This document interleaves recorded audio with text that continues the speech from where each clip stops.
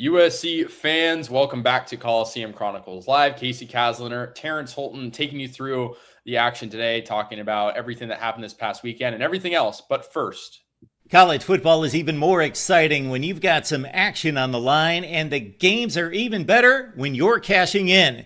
And the voice of college football is the place to be to get the greatest value. Start with my picks. 75% against the money line, 58% against the spread, and I've got a 40-plus year track record. 11-0 in the college football playoff for me last year against the money line, 8-3 against the spread. And I'm just the warm-up act. Steve Merrill of Wager Talk is our ace in the hole, show stopper. 7 years with the voice of college football, over 30 years in the industry. Steve gives us analysis on all the big games, but you can't miss Steve's weekly under-the-radar pick.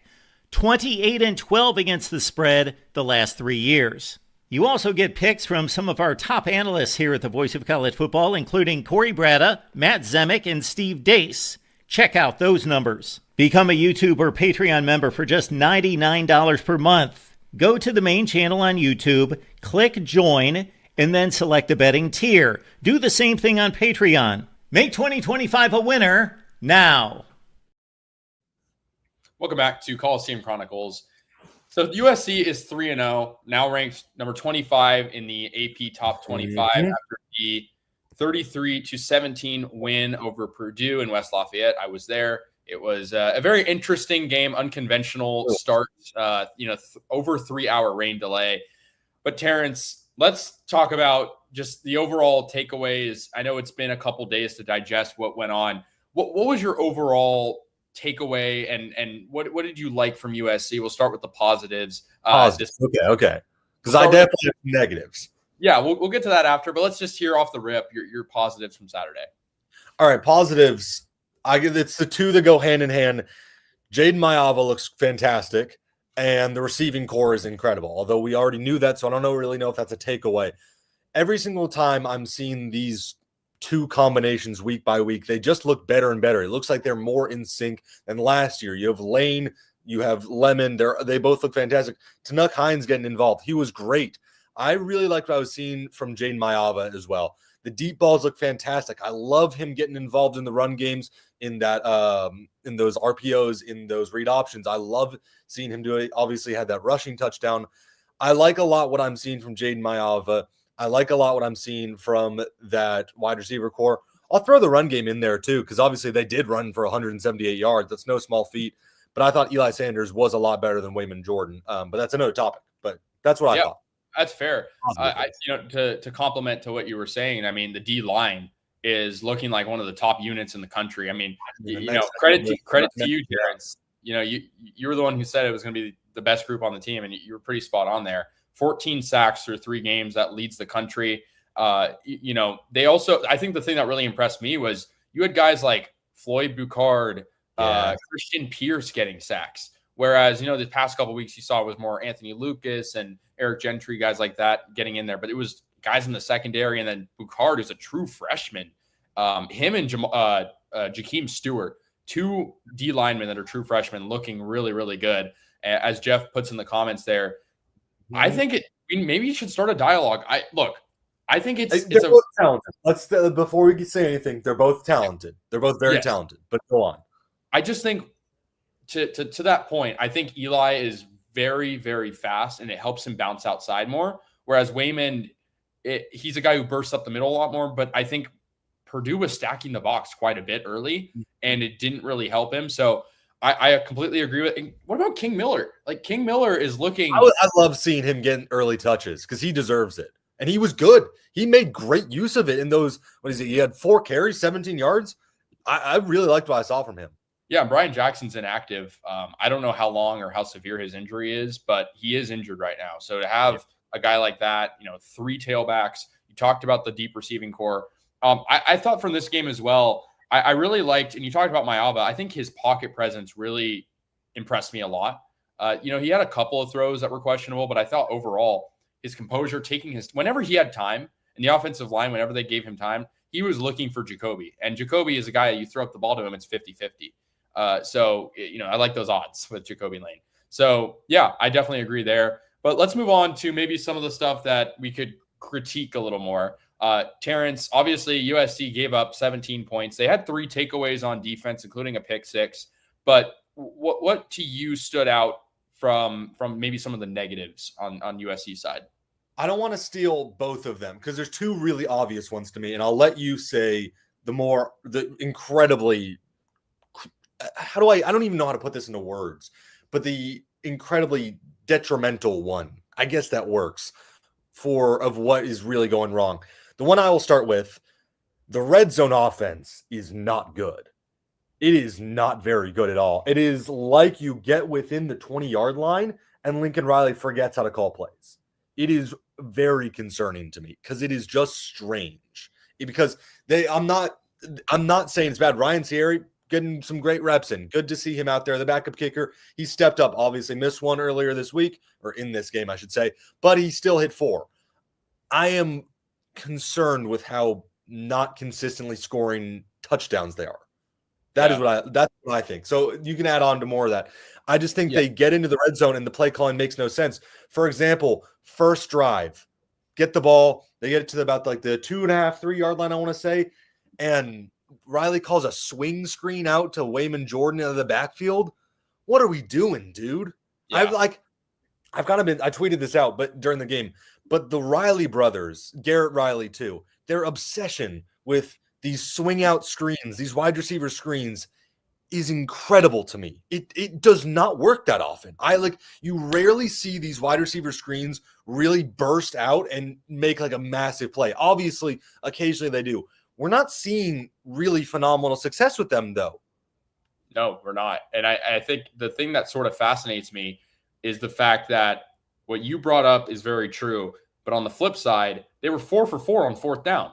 So picking up those needed yardage on plays isn't the problem. I think it's a psychological thing. We saw this last year too.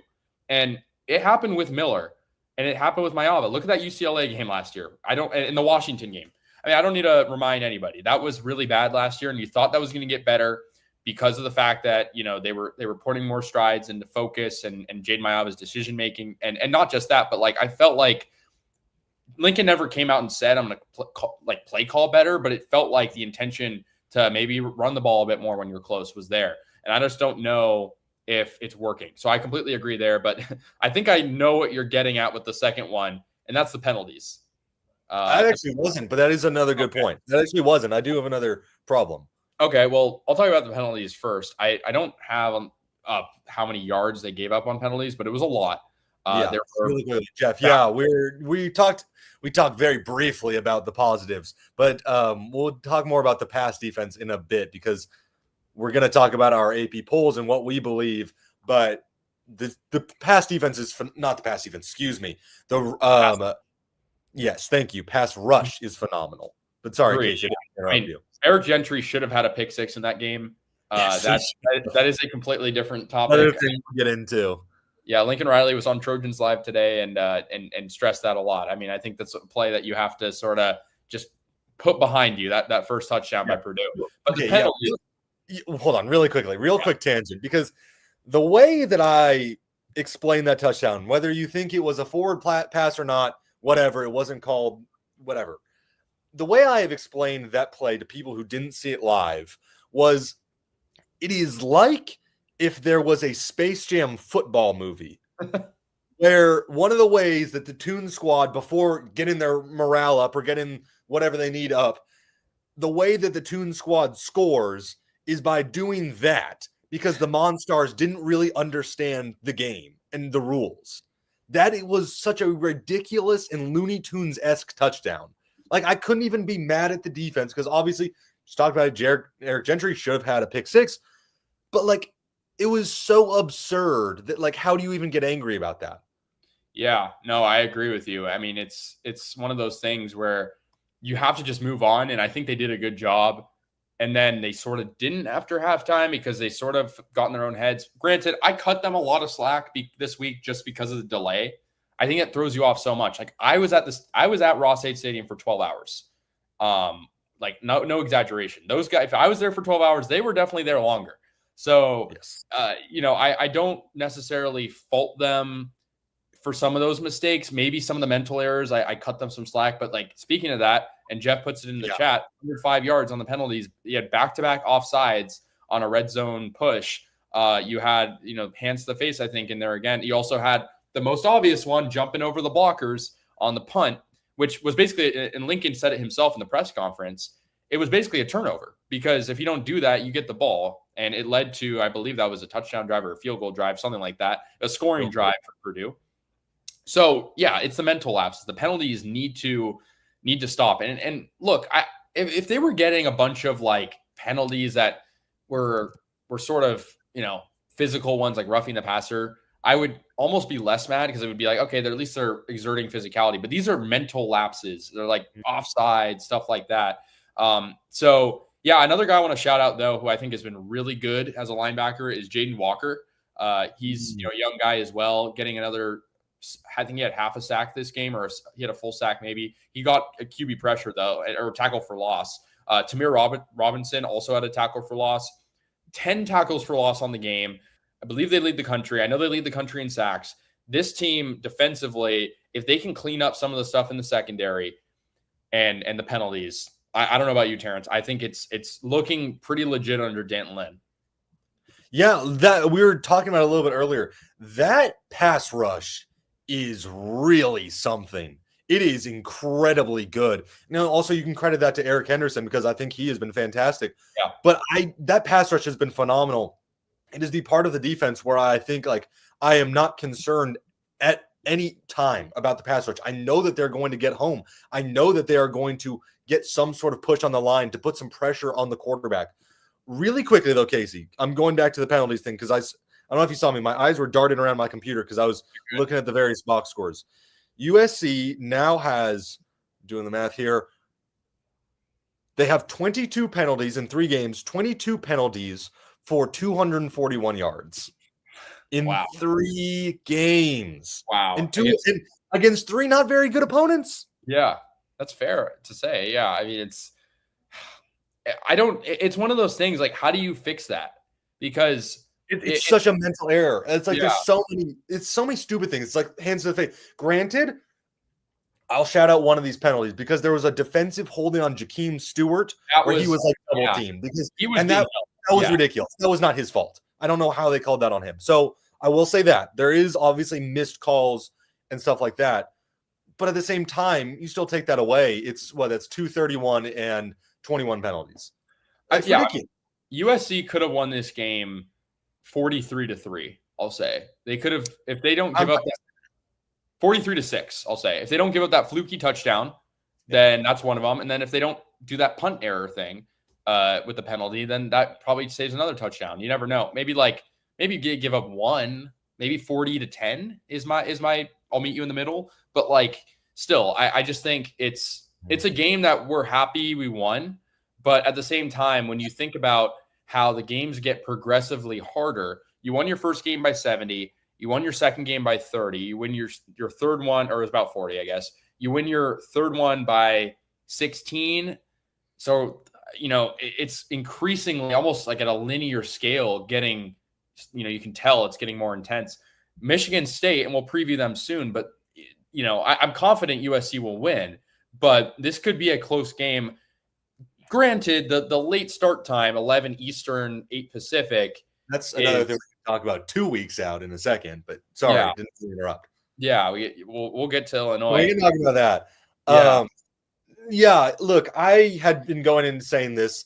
The line was 20.5. I'd been saying Purdue 20 plus 20.5 is free money. There was just so many things against USC. The going to the Eastern time zone, the waiting for 5 hours in an uncomfortable locker room. There was all sorts of stuff against them. And granted, they still were not bad. They really were not that bad. But I do want to talk about the secondary. And it's perfect timing. Jeff is bringing it up. I thought you were going to talk about the secondary as the other problem. The penalties is a great point. The secondary is an issue, Casey. Yes. It is really concerning. Yeah. Because Ryan Brown threw for 305, excuse me. They were getting exposed every single play, and it felt like the third downs especially, the pass rush is getting home.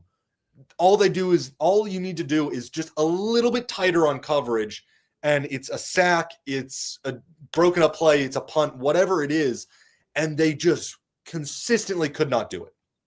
Yeah, and I mean, we'll talk about another guy. I mean, Bishop Fitzgerald is to me, it's like so boom or bust because, he has the pick six the first game, really wasn't all that good against Georgia Southern. We talked about it, and if you guys want to go watch our video from last week about how some of it wasn't Bishop's fault, but some of it was on those touchdowns.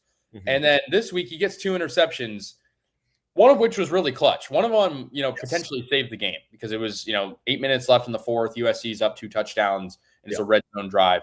But I feel like DJ Harvey and the safety. I mean, Kamari Ramsey's great. Don't get me wrong, but I feel like the safeties as a whole and the DBs and the cornerbacks are not on the same page right now. They're just the communication's not there. And I mean, I'm sure you agree. Is there anything else that stood out to you issue-wise with the secondary besides communication? I mean, I just feel like guys can't play one-on-one with the receivers outside. I mean, we'll look at the touchdown in a second. It just feels like the people playing man are just not quite up to the standard.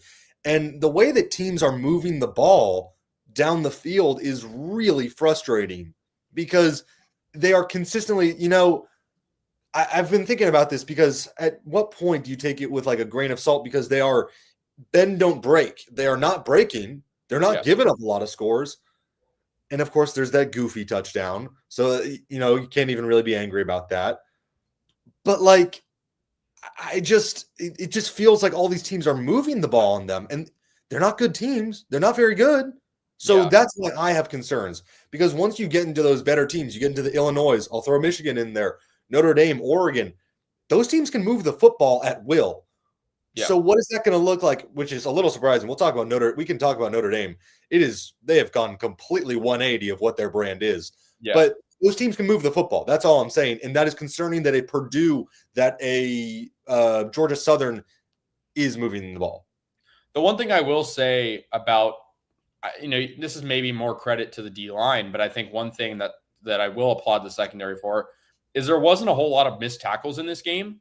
And also the run defense in this game was pretty good. I mean, Devin Mockabee is a pretty good tailback. He only rushed for 45 yards on 12 carries. They gave up that one big run to Brown. He had a 26-yard run, but USC as a whole. Casey, that was the touchdown. You're right. It was a backwards pass. Yeah. Yeah, you're right. Good point. But he also had a couple other runs that he was able to dance outside the pocket a couple times on third down. But overall, only allowing 52 rush yards on 28 carries. Granted, I think sack yards are counted. That's what I was going to say. Sack yards are accounted for. So I don't have the exact number here. Yeah. But you do have to take into account that there were 5 sacks. So same point. Yeah. I mean, same point applies though. You're only giving up 52 net yards on the ground. Yeah. That's 2 yards per carry. That's pretty good. And I know that the secondary doesn't get much credit for that as much just because, you're still giving up 305 yards in the air. And I completely agree. But I do think the tackling was better this game. I don't remember there being egregiously missed tackles. I'm trying to think, there was one, and I'm forgetting who the perpetrator was. Someone in the DBs who had one missed tackle, I should say, that was really pretty egregious. Okay. I'm forgetting who, but you're right. It wasn't bad. It just wasn't fantastic. Nothing other than the pass rush stands out to me as good. And that's a problem because I think back to 2022. You weren't even on campus yet. You were still a senior in high school. But you have a great pass rusher like Tuli Tuipulotu. Yep. And he finishes with 13 sacks, I want to say. The pass rush gets home, but the DBs can't do anything. That was my problem with that. And that year, they also forced 27. They forced 27.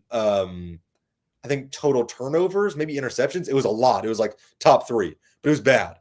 It doesn't make sense because you look at the talent in the secondary. DJ Harvey is supposed to be, an early NFL draft prospect. Bishop Fitzgerald, who's been very solid so far. Kamari Ramsey, who's the reason why Jaw Jarrett gets that pick 6, and his ability to do stuff in the secondary too. The talent is there. like, I don't think there's any discrepancy of talent in the secondary. I mean, is there really a guy that stands out to you that's like, why is he starting? I know Jeff's put it in the chat, like, you know, you're burying. I agree, like you're burying Kamari at the nickel, and he taught. I was at practice last week, and I don't think he likes playing it. Honestly, when hearing I don't think so. I think it's because you have Bishop and you have a pretty talented safety room. You're trying to get more guys in. You're a lot deeper at safety than you are corner, but I still think that doesn't make a lot of sense. I'd still so much rather have Kamari back as one of those final guys there. So I don't know. It doesn't make sense to me. Yeah, and I mean, to some of these guys' credit, like Braylon Conley's a young guy. I don't think he got that many snaps this week. I think he did make his first career start, though. I remember hearing that in practice. But, like, there are some young guys, but at the same time, it's just got to be better. Like, you're playing against teams that maybe they're experimenting. Maybe they're still using a little bit as experimentation. And maybe it's like at this point, everyone is thinking down the road to those games like Illinois, Notre Dame, where those are the games that really everyone is concerned about and everyone wants, not even concerned, everyone is excited about because those are the fun games. So maybe you're just thinking way down the road and your mind isn't necessarily on a Purdue, on a Georgia Southern. But I still think I don't think that's a good enough excuse. Yeah. I mean, yeah, you think about stuff like you don't want to get injured early on. Like, I understand. But, like, the guys say it every time. We take every game, no matter home or the road, the same, which I think is true to a certain extent. So, yeah, I mean, if this game is played at the normal time, 3:30 Eastern, I'm just going to say, like, I think the secondary is probably cleaner. And I know that's, like, a weird connection. But it's, like, that's the problem. It's a weird thing you just have to think about. It's weird. Yeah. That's why I sort of like, I know we've been talking about that, like harping about the negatives a bit, but like I still take this game with a pretty big grain of salt because of the opponent and because of the conditions. Like it's just it's very hard to tell in a game like this. Granted, it is the problem with playing like real. I don't want to. No disrespect to Purdue, but it's the problem with not playing meaningful football until late September. Yeah, and I mean, I guess we could transition ahead now to looking at Michigan State. They're also 3-0. Jonathan Smith, Lincoln Riley's very familiar with him. He was at Oregon State. Guy who's honestly done. They played one time. They played one time, but he's been around the coaching world for a long time. They talked about it on Trojans Live a bit today, and Lincoln said, a lot of respect for him. I mean, he's a guy that's really turned around Michigan State. I know they're not like a CFP contender, but they're 3-0 and Aiden not yet, but they're on the way. Why don't we get into some of their nuances? I mean, obviously Aiden Childs, the quarterback, a guy who's young but very talented, a lot of raw talent, gets sacked a lot though, 8 times so far. What stands out to you about him and Michigan State? Well, really quickly, have you seen the spread of this game? No. Am I going to? All right. So yes, I want you to guess it. I will tell you. I looked at it yesterday too. It has moved. The spread has moved, which is strange to me. So I'm not going to tell you up or down, but I'll try and guess the spread. Okay. I'm going to say USC minus 10.5. 17.5. Wow. Okay. It is a lot more, and it moved from 15.5 yesterday. So that's interesting to me. That feels like a lot. I'll be honest. So we'll get into this in a second. It feels like a lot, though. I don't think Michigan State is only 3 points less than Purdue. Okay, but like take into account it's at LA and it's at a super late time for Michigan State. It's at 11 kick, which Fox is the worst. No disrespect, Fox. I'll maybe work for you someday. But it's weird. It's weird to me. I don't know. That feels like not enough. But let's get into it. I think Aiden Childs is a guy who people did jump off the ship a little too quickly of. Because last year going in, he was really hyped up. Very much did not live up to expectations. Michigan State was a fine team, definitely not a good one, and he wasn't that good. This year, 656 yards. He's their second leading rusher with 123, and that's accounting for 64 yards lost in sacks. So he's really ran. Net is obviously 123. Really, you could say I think he's ran for about 180 though. If I think that makes sense, right? doing the math in my head, about 180, 190, somewhere in that realm. Yeah, because I think that does take into account for the sack loss. But he is very susceptible to sacks. Michigan State has given up 8 on the year. That's a lot for a team who has played Boston College, Western Michigan, I just had the schedule. 1 second. Western Michigan, Boston College, and Youngstown State. That's a lot of sacks. Yeah, no, I mean, a lot of people talk about their receiving core too, because Nick Marsh obviously had a great year last year. They have Amari Kelly, who's had a really good season so far, but Marsh has 3 touchdowns. He's a guy who's kind of like Jacoby Lane. You find him in the red zone, he's gonna find the end zone. That rhymes. But to your point about Childs, it's not that he's just running for a lot of yards. He's carrying. He has 30 carries. Like, he runs at a high rate too. So they're gonna have to put a spy on him or something. We know USC's linebackers and Kamari as well as a guy who's flex nickel and safety. They have guys who no doubt they will be able to do that. But we don't want this to be a repeat of like the Michigan game last year, where they just ran it down our throats. And I don't think the Michigan team wasn't that good, but their offensive line was good. So it is a little different. If you take away Childs' ability to have time to dance outside the pocket, you'll be fine. Like, if their D-line, basically what I'm saying is if USC's D-line produces at the same rate, and I think this honestly could go for any game, like not just this week, but if USC's D-line can produce, have the next man up mentality, get guys like Braylon Shelby, Boucard in there when some guys get tired, and they produce, like, USC is going to be on track to win, like have a chance to win every game. Hands down. When you're sacking the quarterback 5 times per game, you have a chance to, and especially a guy like Childs, who relies on his feet and relies on quick decision making. So I'd agree there. I mean, receiving duo of Marsh and Kelly, pretty good. It's no Jacoby Lane and Mekhi Lemon, but it's pretty good. Looking at them defensively as a group, they only have 2 interceptions so far. Granted, USC I think only has 5 I think so far. 3 from Bishop is 3, Ja, and Carlos. Carlos. Yeah. No, 5, and 6. What's his name? First game. Garrett Pomerantz. You're right. Thank you. Garrett Pomerantz. So 6, right? Yeah. You're right. As a defense, they have 6 sacks through 3 games against those teams you mentioned. The defense. So did you notice this, talking about the defensive line? No sacks versus Boston. No sacks versus Youngstown State. 4 against Western Michigan. 4 against Boston College. Also, Boston College, a team they took to double overtime, that they just lost to Stanford. They just lost 30-20 to Stanford, Stanford team who I think was very much in contention to win 1 to 2 games this year. A team who lost to Hawaii in week 1. Yeah, Stanford sucks. That's our point here. No, you're right. And I mean, it's not a flashy defense. It's a boom or bust defense. That's what I'm trying to say. It's kind of like what I said with Bishop Fitzgerald. Fumble wise, they've forced 2. Take that as you will. They've recovered 1. Kicking wise, not that it matters a whole lot. They've only kicked 4 field goals. So I guess that's kind of intriguing. Only 4 field goals in 3 games.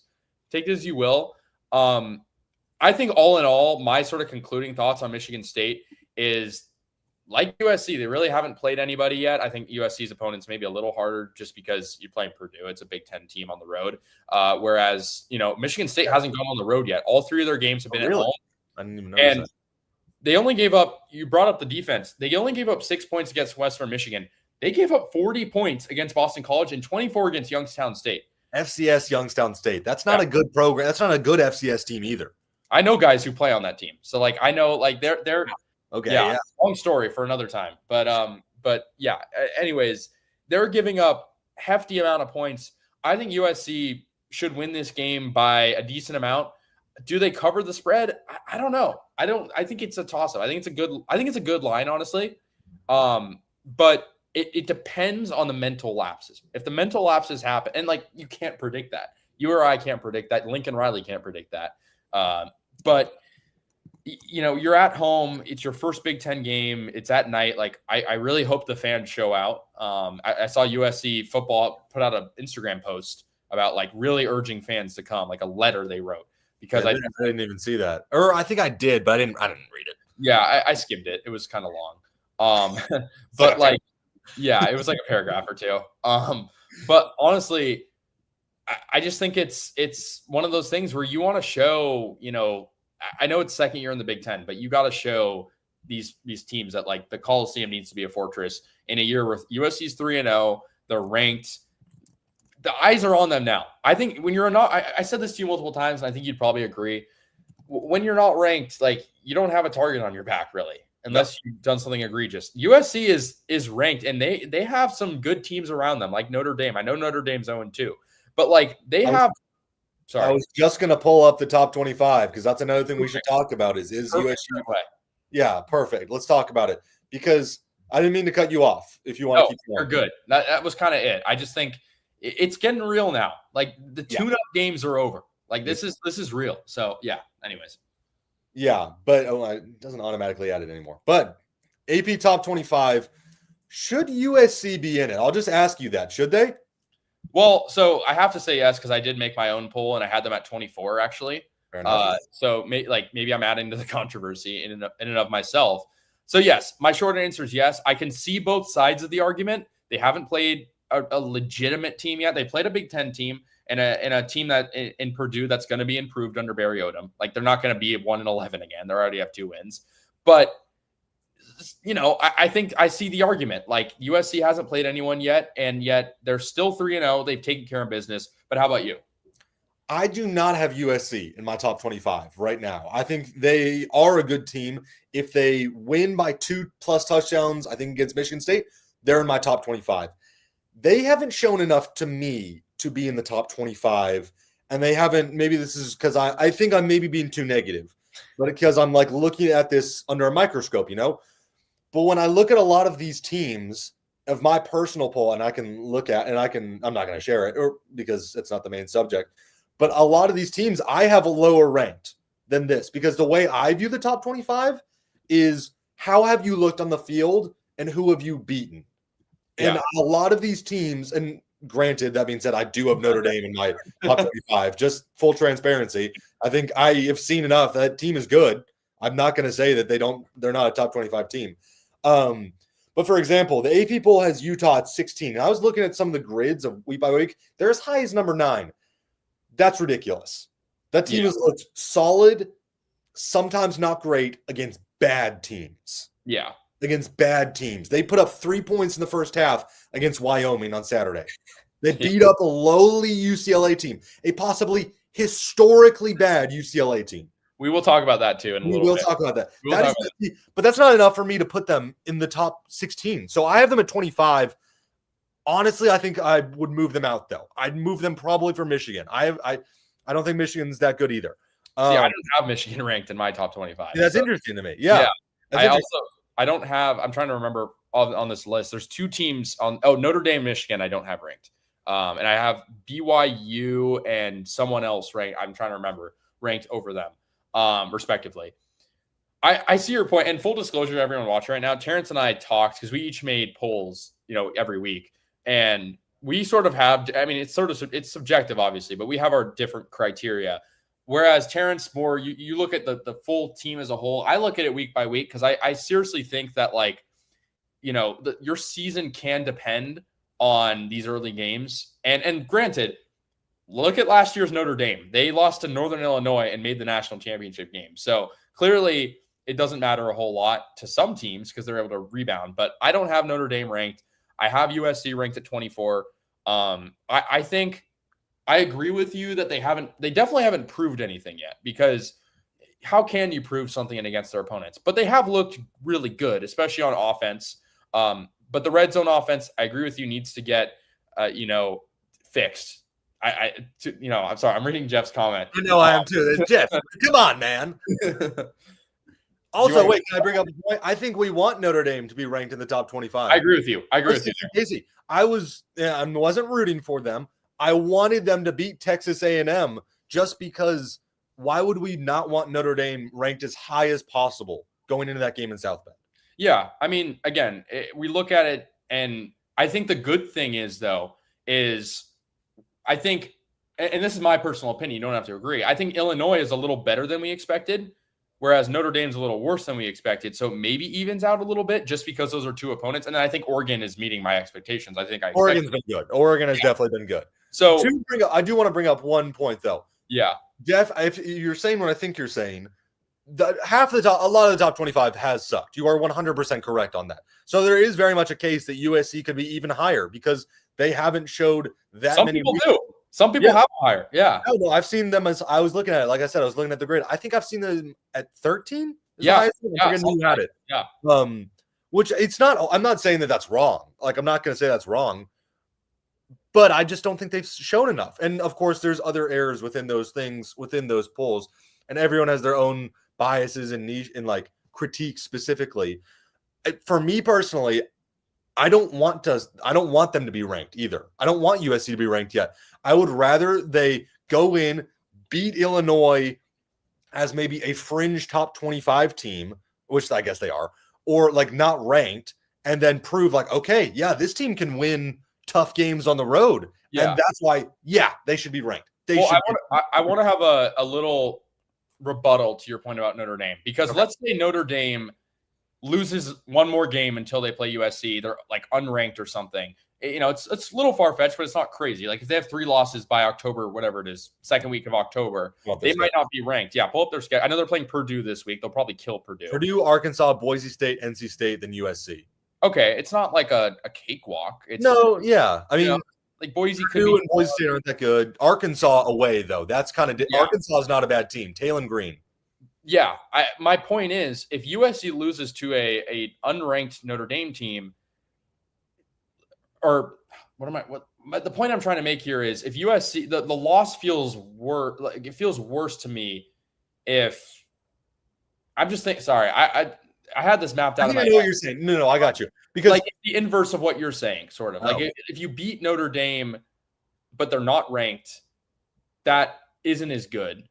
But if you lose to Notre Dame, but if you lose to Notre Dame and they are ranked, that's the point I'm trying to make. You know what I mean? Like if you're rooting for them to be ranked, then you really need USC to win. I'm a tiny bit lost. I'll be honest with you. I think I know what you're saying, which they need us to win. Is that what you're saying?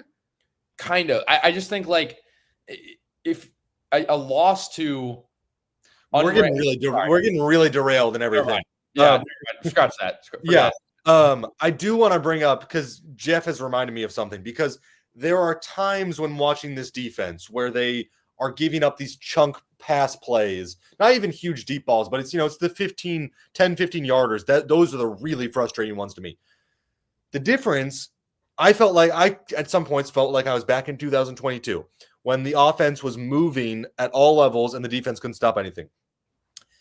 The difference between 2022 and now is the offense doesn't have a Heisman quarterback and a Biletnikoff. Actually, no, they don't have a Biletnikoff receiver yet.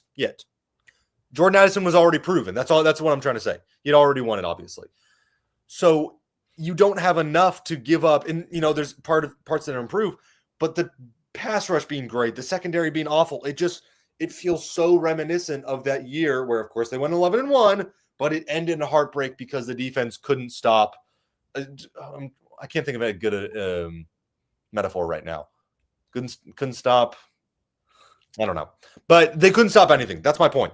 Yeah. Well, one thing that we didn't really talk about from this last game, and I know we're sort of past that already, is Mekhi Lemon only had 63 yards. Oh, that's fine. And no. I'm not trying to start a dialogue. I'm saying the fact that he only had 63 yards and a guy like Lake McCree was able to put up 67, it shows the next man up level. And Jacoby Lane having over 100. Jacoby did only have he had 3 catches and they were all 2 were deep balls. He also drew some PI. Like that doesn't get appreciated. Yes. If you were to count on the PI yards, he would have 130, 140. So you are right. Yeah. And I mean, looking at this poll as well, you have USC opponents, Oregon, Illinois, Notre Dame, and Michigan, right? So 4 top 25 teams. Yeah. And I'm going to pull up the receiving votes because I have to imagine teams like Nebraska are in there. I think so. I know BYU just missed the cut. They were, I think, at 94 votes. ASU was up there. USF was up there. Mississippi State was up there. Nebraska received 9 votes. Okay, I mean, and that's another team. Obviously, USC plays. Yeah. Well, I want to ask you again because we had a show a few weeks ago. Like we were talking about how could USC get in the CFP without winning the Big Ten, and that's still a sort of realistic thing in play. I know it's a very hard conference to win. It's probably the hardest to win, but how does USC get in now 3 weeks through the year? How does USC get in the postseason without winning the Big Ten conference? Casey, I assume you're Jeff. This dialogue, I don't know what you're talking about.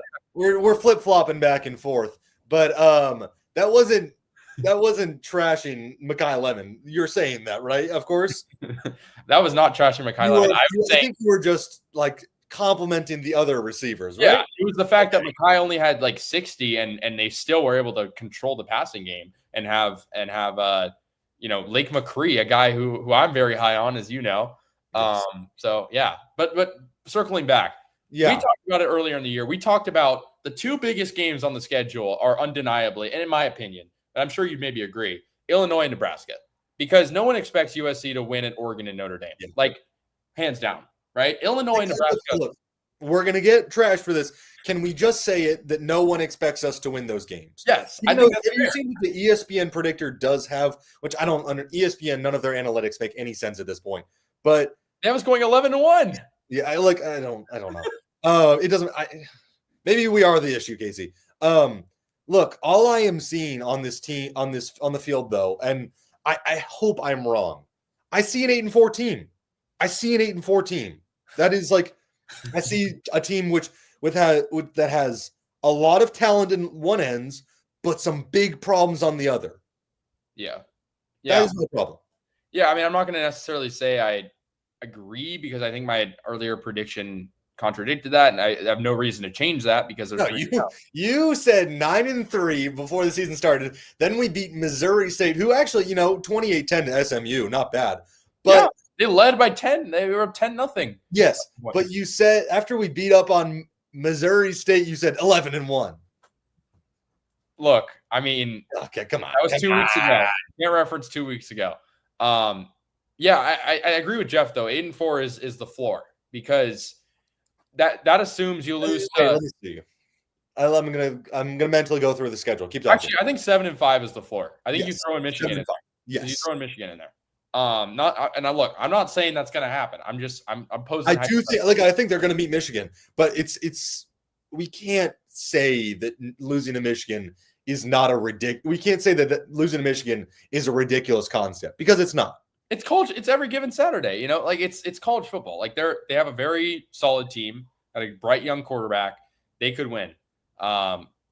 Do I think it'll happen? No, but exactly. I do want to address something because a couple weeks ago when we did another prediction, I think one of us said 31-24 Michigan, and someone commented a freshman quarterback would never put up 24 at USC.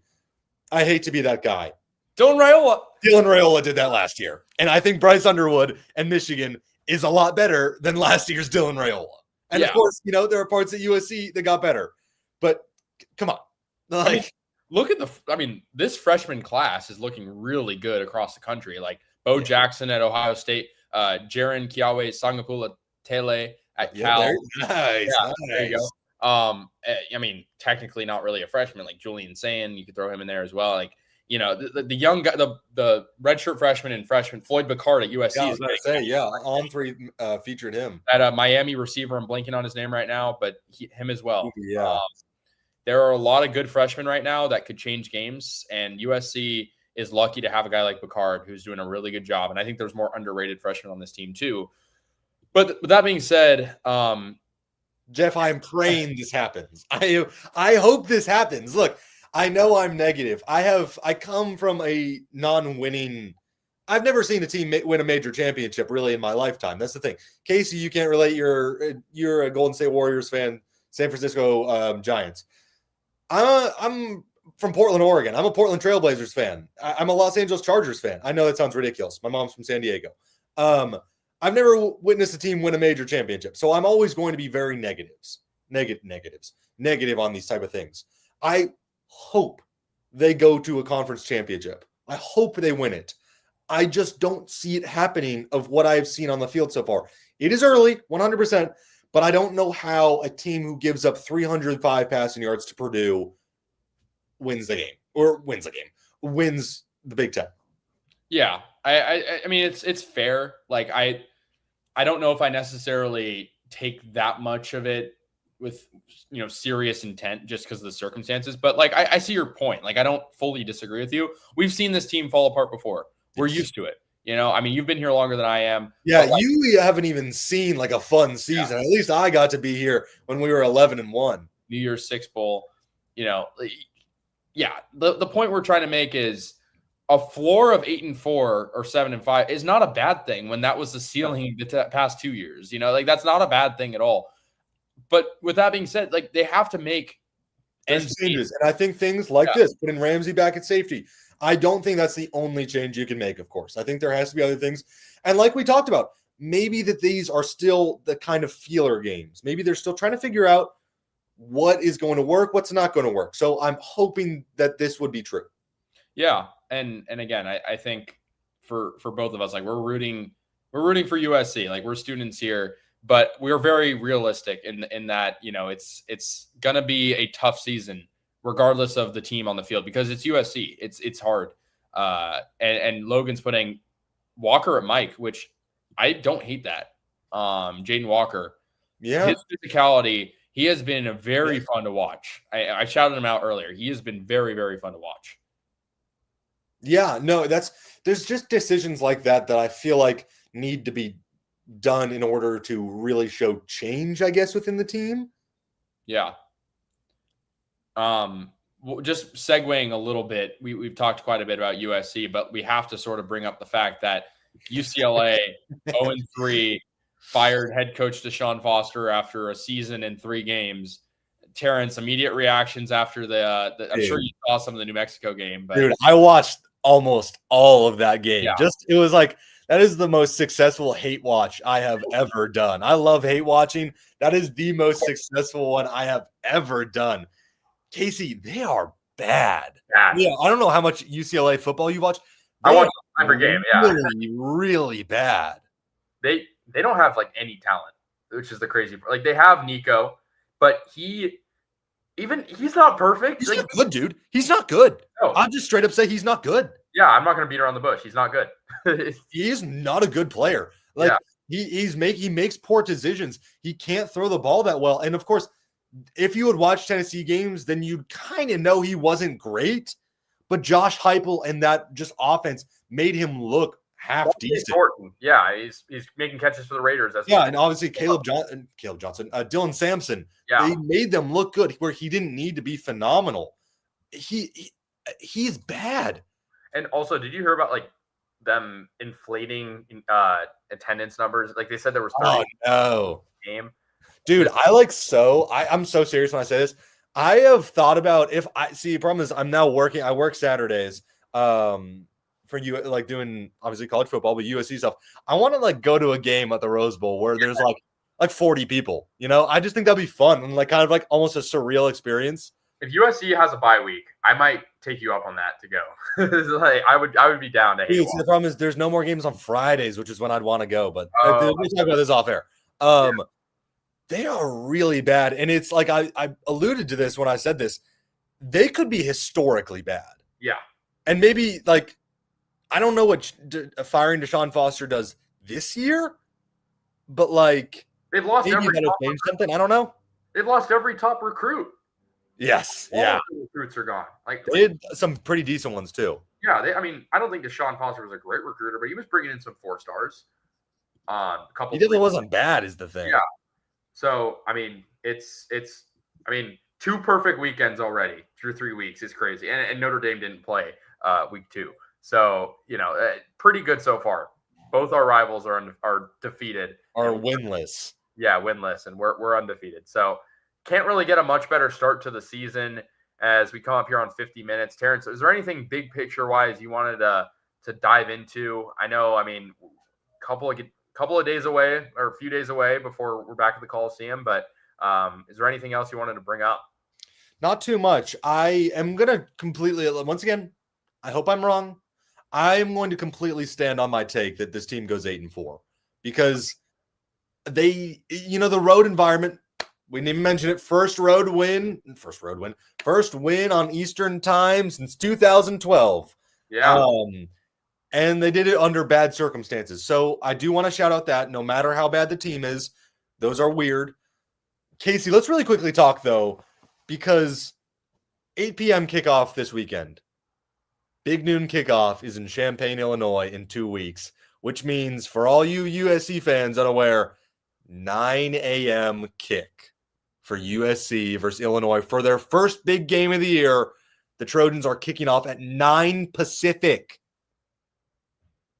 Yeah, no, I was thinking about that. I'm going to be there also. So yeah, have fun with that, pal. Yeah, I'm going to be thrown off because I have to drive a couple hours in the morning from Chicago to Champaign. But it sucks. But it's one of those things that is never going to change unless the Pac-12 becomes a thing again, at a serious level. But even then, remember 9 a.m. kick versus Colorado 2 years ago. It's true. Once again, Fox. But flying to Colorado is way less intensive than flying to, and doing that whole middle of nowhere. Let's just say it. It's the middle of nowhere. It's nowhere. It's nowhere. It's a bigger trip, is my point. And so, yeah, it sucks. But I mean, they show that they could get a weird win with, I guess, yeah, killing time or whatever at the stadium. So, yeah, I mean, it's unfortunate, but Matt Leinart will be there to talk some USC football at Champaign. So we can't complain there. I don't think I'll be able to watch the Big Noon show in person because I think I'll already be at the stadium because I think it starts like right around the game.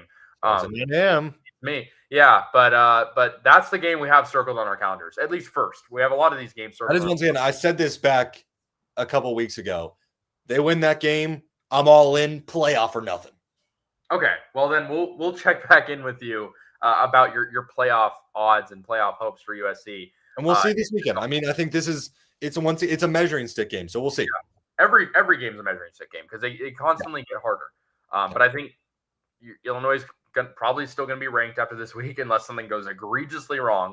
I don't know. They're playing Indiana. It's not a bad team. Not a bad team, but I don't think they're very good. I mean, all they play is like they won by 60 points against Indiana State. So yeah, that was they're not good. Yeah. Yeah. I mean, Fernando Mendoza, some people have him. It's actually one thing. Sorry to cut myself off. One thing I did want to say, I saw some mock drafts that have Zachariah Branch as like the 25th overall pick in the NFL draft. Dude, he was very solid. I'll give him credit. Very solid against Tennessee.